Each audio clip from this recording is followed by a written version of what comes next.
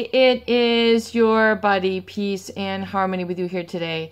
And we're zooming in and focusing in on an important and interesting topic, and that is narcissistic indiscipline. The lack of discipline, responsibility, and accountability that we typically see in a narcissist and a psychopath. And before we get started, I want to give a huge shout out to all the empowered harmonizers, my viewers. Much love to you. Kudos to you for all the hard work that you're doing. Stay with it. Keep on the track. And also, huge shout out to those of you who have recently donated to the channel. Much love. A shout out, huge shout out to Germany. Germany in the house today. We have a lovely viewer, a longtime viewer, who has made a wonderful resource of comments, insights, and donations to the channel. Much love to you, Germany in the house from the U.S. Thank you so much. And also we have another lovely viewer who's made donation, who's been with us for some time also, and she's really pulling up, she's really stepping it up, stepping to the plate and bringing it up and bringing up her standards. And I'm so happy to hear that when people say that their lives are changing as a result of this material. And that is the whole goal of the channel, is to make you sharper, clearer, brighter, more definitive, more articulate individuals, so you can better understand the psychology, the dynamics, what happened to you, what is going on over here, so you're not continuing to fall prey a victim and continuing to attract this misery or this unhappiness or this confusion and maladaptive treatment into your life. You know, this has to change, and we are all about results here on the channel, and speedy results, efficient results.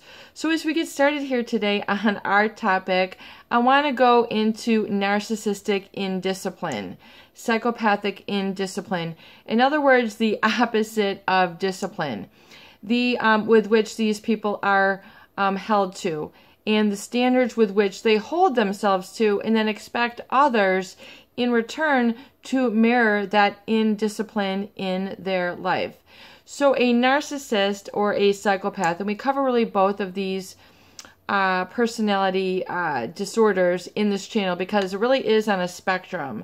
The narcissistic and then the psychopathic, even though they're very distinct and separate personality disorders, the results on a spectrum are similar with those individuals who are related or, you know, in relations with them, in proximity, as I say, in proximity to them. You might not have a relationship or a functional relationship, but they might be around you. So I use the word proximity, meaning in your general area.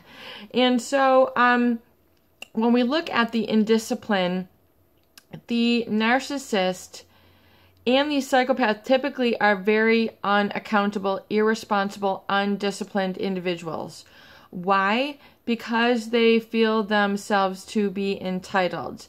They feel themselves to be above the law, above what is required, above needing to be humble, above needing to treat others with respect, above being presentable.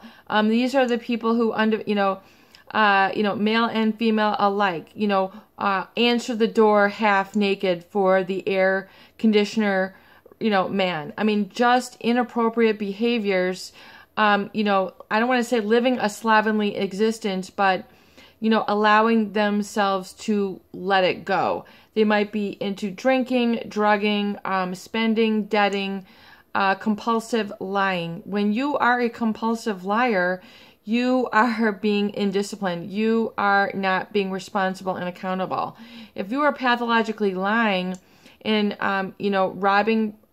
robbing one supply to feed another, you are creating a cycle of abuse unto others, and they in turn are feeling the effects. They're feeling the effects of being around someone who's a pathological liar. Not only because they have to ignore, the truth within them, but they also have to be deprived of what they should be receiving, valid truth and respect in the relationship. So it is a double whammy. Not only are they not getting what they need from a relationship, but then they're encouraged to not call it out, to not speak up, so to keep the other person happy. So it is really a very horrible space to be in and it takes discipline to get it out. So if you are not used to being disciplined, you need to and must be responsible for yourself now. If you have been enmeshed in this, steeped in this like a tea bag, where you're basically immersed in this lack of discipline, unaccountability, pathological lying, and an individual who has a lack of empathy, and in the state of the psychopath, downright callousness, and who lie just for the entertainment and the sport of lying to see what they can pull one over on people and emotionally manipulate with their body, their words, their choices, the hiding of things. I mean, especially now, with the information age and the phones, I mean, these people can be texting, etc., video people while they're just juggling other sources right on the side. I mean, it is, and then the dating websites are like a narcissistic and psychopathic playground. I mean, it is a hotbed for people who have a predatory nature. So if you're trying to meet somebody, I would definitely stay off of those sites. I would be very, very careful. And if you are, trying to emerge from this and requiring the discipline in your life, then you need to say, okay, now I need to feel what discipline feels like. I need to know what discipline feels like. I need to get up a half an hour earlier. I need to stay, I need to get up an hour earlier. I need to do my journaling then. I need to do my bicep curls then. I need to do my astralmations then.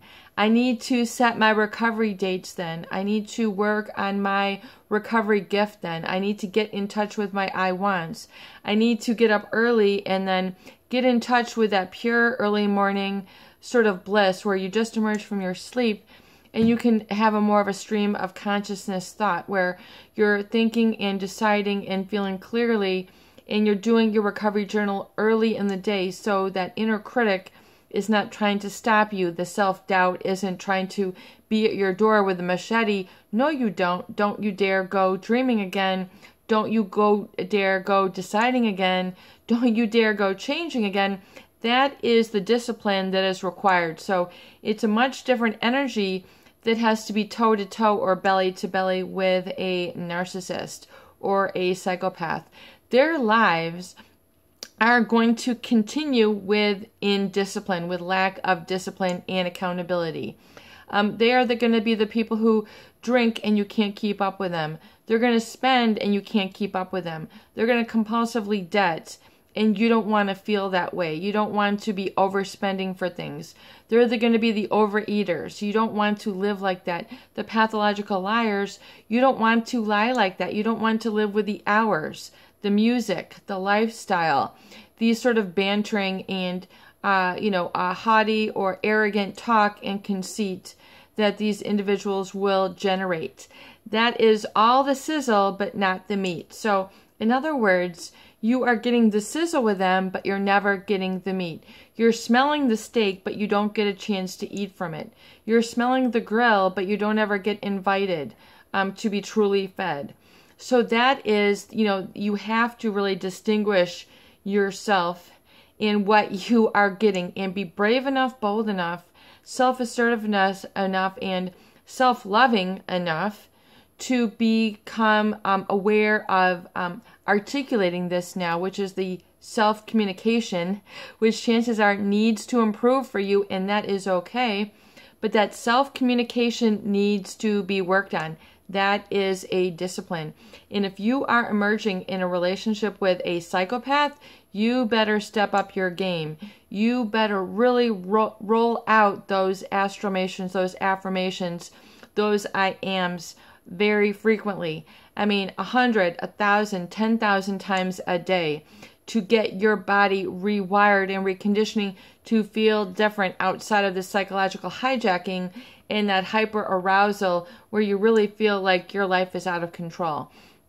Because that is not a happy space. That is not a positive space. That's not where life is meant to be lived. So much of advertising, they show people on a beach, people drinking, people gambling, the Kardashians, this is, all those images are put in front of you. But I encourage you, to not, to create your own visions of what is happiness and joy and your goals. So maybe you don't want to look like the Kardashians. You want to look like you in the most beautiful, clean, happy, effervescent, bubbly form that you can be. And it's not what someone else dictates, it's what you dictate. You had this kernel of desire and dream earlier in your life that got squashed or got extinguished. It got hosed out by all the negative messages that were, piled on you by this individual or this relationship, and then your lifestyle then mimicked it. So now you have to unmemorize and really sort of purge your body, your feelings, and your thought patterns from that. So that takes discipline. If you are habituated to feeling a certain way, thinking a certain way, making choices in a certain way, driving to work in a specific way, brushing your teeth, these are all automatic. Well, I encourage you now to realize that, these automatic behaviors and negative thought patterns need to change. Like in the work of Dr. Joe Dispenza, we have 70 to 90,000 thoughts a day, and about 95% of them are the same as the day before. The day before, the day before, the day before. In other words, your thought pattern is hardwired in. And then likewise, your feeling pattern, your emotions are also hardwired in. And if they're hardwired in, as we're saying in that cycle, to the negative, all the negative input, yelling, thoughts, visions, sounds, feelings, the slaps, when I talk about, healing through the psychopathic abuse and the narcissistic abuse, you need to resensitize yourself. Your 5 senses need new, fresh input. Vision, sounds, taste, feelings, energy. You need to change this up, resensitize your life. And this takes discipline. This takes I am, and this takes I am doing. I am in the now, and I'm doing it now. I'm having that. I'm just doing it. It's good enough right now to get the scissors, to, cut out the image of what you want to be like, what you want to feel like. And then a kernel of this might have been earlier in your life where you had a vision, a dream that had gotten squashed. And I want you to recover that now, kind of pull it out of the earth, if you will, with all the little baby roots that kind of got squashed and trampled on. And I want you to kind of dust it off and kind of hold it up to the light and say, wow, I really did notice you early on. Let's take you on a journey now. Let's give you life. Let's, brush off the dust. Let's, repair those little crippled, wounded thoughts and visions that were there before. I'm going to give you new life. I'm going to give it to you now. And now is enough. So in other words, those images of how you wanted to be. Maybe you saw, a country singer or, someone who was a good role model in your life, who you always thought that was what life is about, that person, their principles, their values, how they carried themselves. Or maybe, you weren't encouraged in that way, so now you need to encourage yourself now anew and begin to find that role model who exemplifies or has what you want to have. It can be feelings, energy, money, a skill set, a way of life. There has to be someone who you have looked up to or you have admired.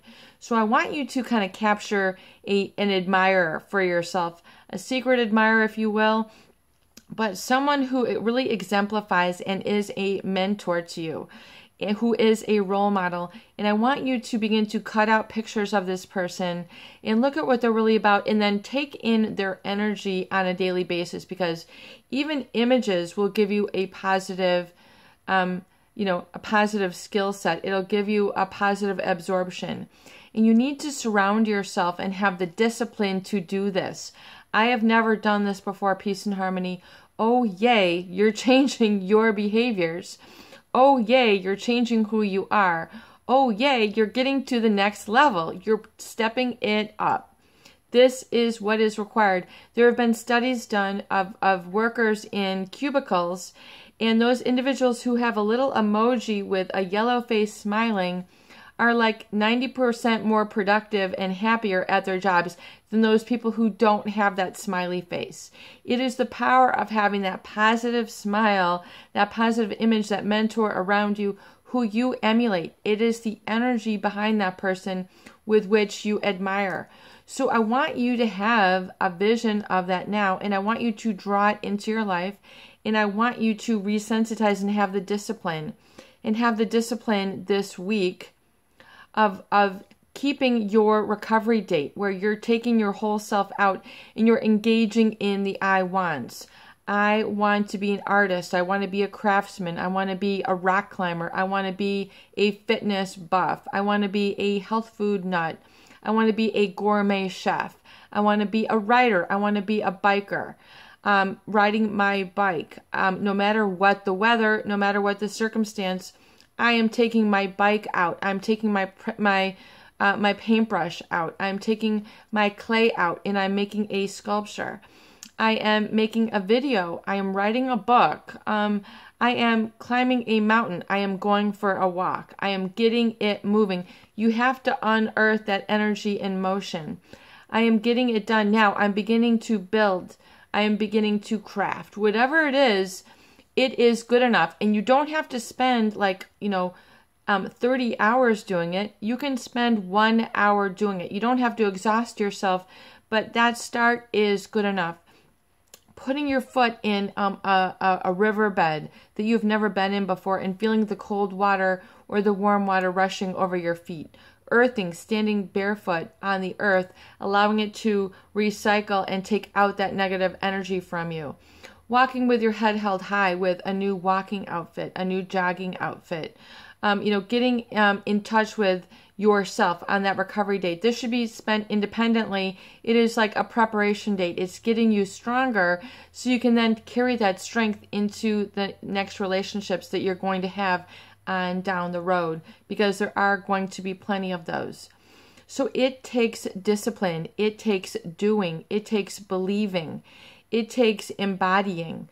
It takes those three things. And if you can do that and have the discipline, even up against the indiscipline of a narcissist or a psychopath, that is what is going to be required to make those quantum leap changes in your life. You will have a quantum leap experience. You will feel the change. You will feel the change of energy. You'll find yourself doing something different, feeling something different, being something different, and it will take you over for that moment. And a lot of people say, wow, oh my God, peace and harmony, it is working. And then they don't want to do it again because it's working. They're so fearful of the love. They're so fearful of the I am. They're so fearful of the success that they can't believe it. But yet allow yourself to have that supernatural release and change with that little bit of discipline and enjoy your results. It is your buddy, Peace and Harmony, with you here today. And I hope that these videos do help. Please share and please subscribe for more great tools, videos, discussion, and support.